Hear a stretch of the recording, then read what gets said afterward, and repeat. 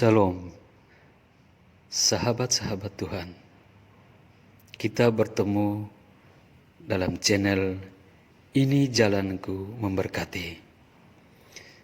Dalam kesempatan ini, saya mau bersama dengan sahabat kita merenungkan satu bagian firman Tuhan. Namun sebelumnya, mari kita sama-sama berdoa. Tuhan Yesus yang baik, kami akan merenungkan firman-Mu. Tolonglah kami, berikan hikmat untuk kami mengerti, dan berikan kekuatan untuk kami dapat melakukannya. Terima kasih untuk waktu ini, dalam nama Yesus. Amin. Kita akan membahas satu tema tentang bagaimana memahami rencana Tuhan.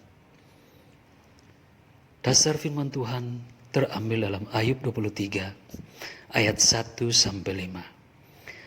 Tetapi Ayub menjawab, "Sekarang ini keluh kesahku menjadi pemberontakan. Tangannya menekan aku sehingga aku mengadu. Semoga aku tahu mendapatkan dia dan boleh datang ke tempat ia bersemayam. Maka akan kupaparkan perkaraku di hadapannya dan kupenuhi mulutku dengan kata-kata pembelaan.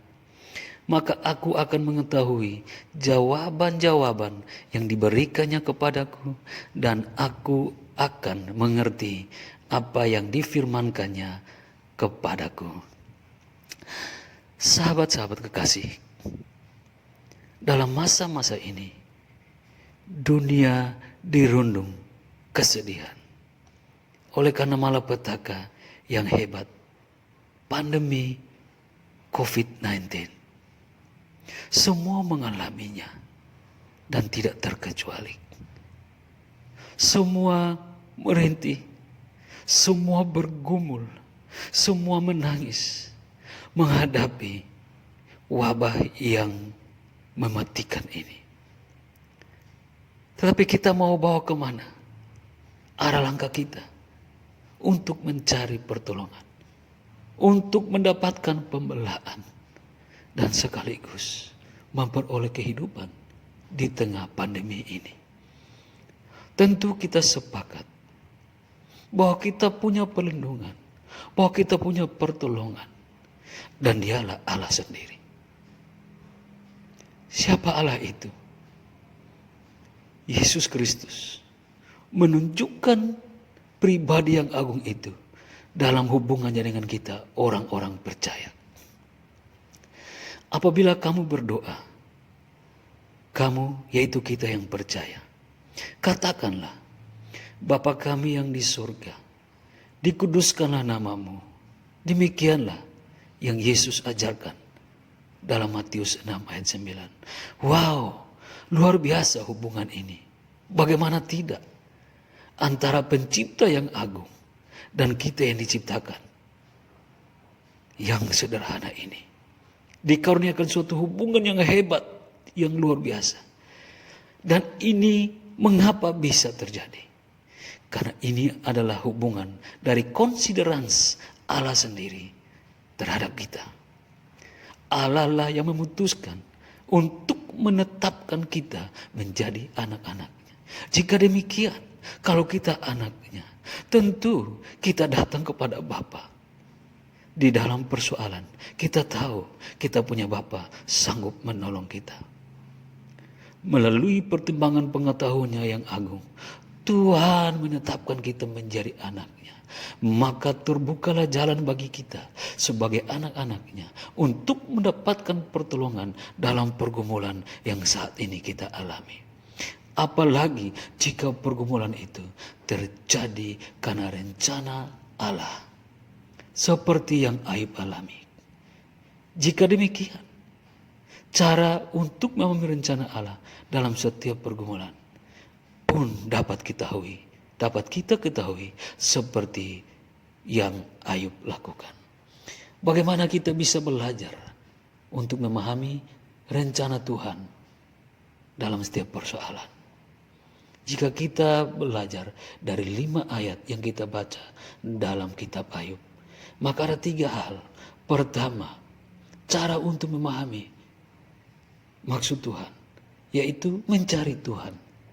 Apa maksudnya? Dalam pergumulan, ingatlah Tuhan.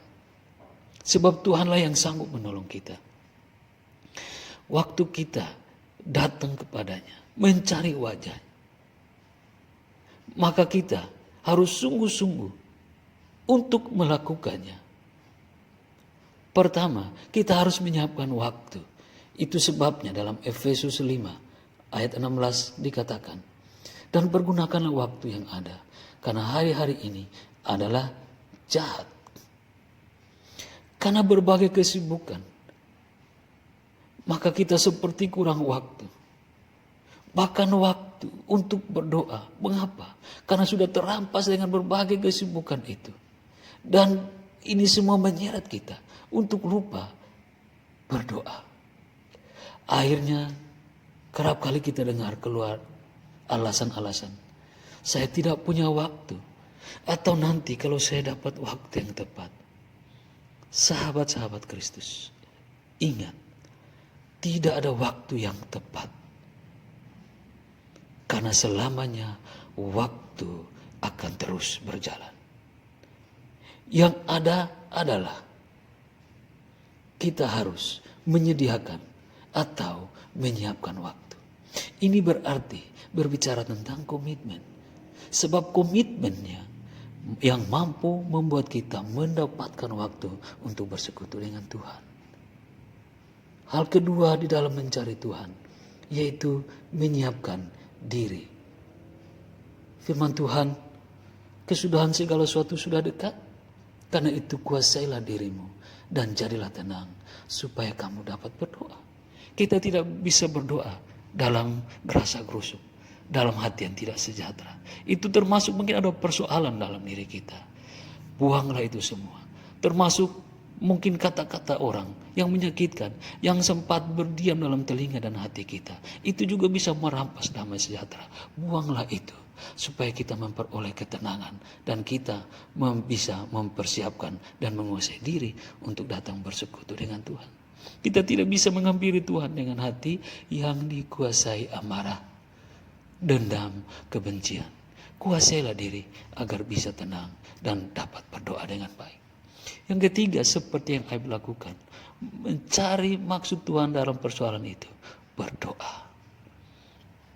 Cara kita untuk berkomunikasi dengan Pencipta adalah berdoa. Dua hal penting di dalam berdoa ini adalah satu, menyampaikan isi hati. Menyampaikan isi hati.